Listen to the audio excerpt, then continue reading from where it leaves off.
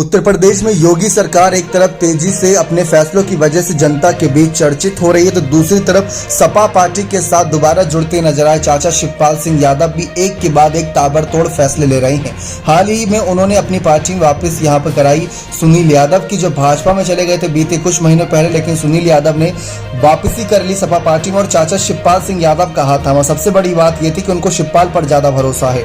अखिलेश यादव के फैसलों पर नेताओं को भरोसा रहता है, लेकिन यहाँ पर अखिलेश के फैसले कुछ पार्टी के खिलाफ भी नजर आते हैं और परिवार के समर्थन में नजर आते हैं। इसी वजह से यहाँ पर तमाम बातें होती हैं, लेकिन इन सब के बीच यहाँ पर जो बातें निकलकर सामने आई तो उसमें यह भी कहा गया था कि जिस तरीके से अखिलेश यादव की रणनीति का एक जो रोड मैप है जीत का, वो कहीं ना कहीं शिवपाल जी के द्वारा ही तैयार होगा।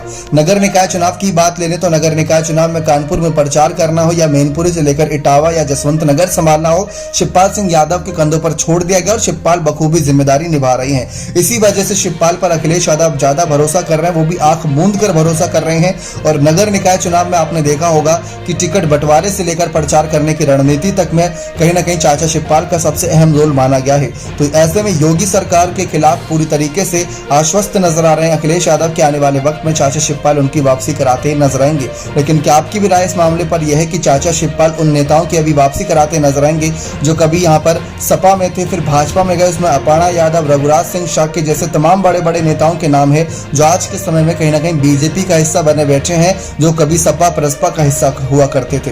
तो क्या आने वाले वक्त में योगी सरकार की और मुसीबतें बढ़ाएंगे? क्योंकि योगी आदित्यनाथ एक समय पर खुद शिवपाल की बहुत ज्यादा तारीफ करते नजर आए थे। चाचा शिवपाल की तारीफ कामकाज को लेकर बहुत करी थी। अपर्णा यादव ने भी कहा था कि ऐसे नेताओं की बीजेपी में बहुत आवश्यकता है, चाचा शिवपाल आना चाहे तो आ सकते हैं। लेकिन इन सब के बीच नजरें इस बात पर बनी है कि शिवपाल का अगला कदम क्या रहेगा। निकाय चुनाव के बाद सबकी नजरें लोकसभा चुनाव पर है।